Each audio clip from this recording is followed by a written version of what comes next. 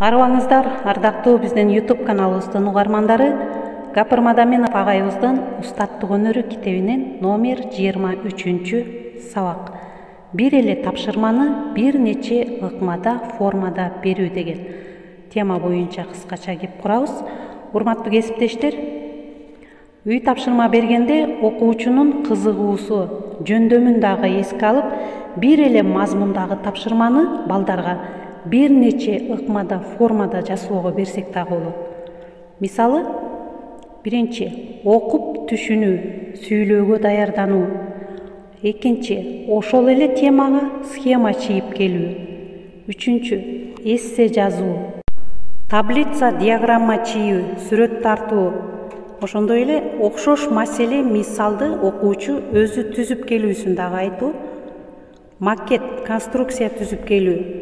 Ролдоштуруп аткаруу. Ошол эле темага конспект түзүү. Энциклопедия, справочниктерден пайдаланып, кошумча маалымат билдирүү жасап келүү.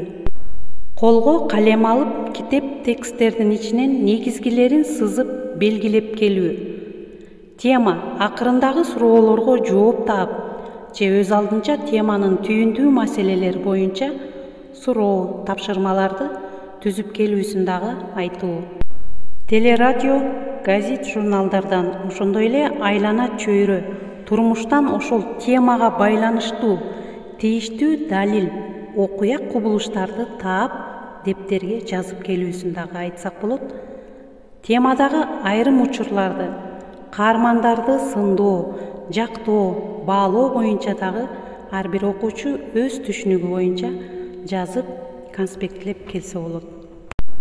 Урматтуу кесиптештер, үй тапшырмасын берүүдөгү кемчиликтер жана аларды түзөтүүнүн жолдору боюнча 21, 22, 23 сабактарда биз ушул тема боюнча кеп курдук.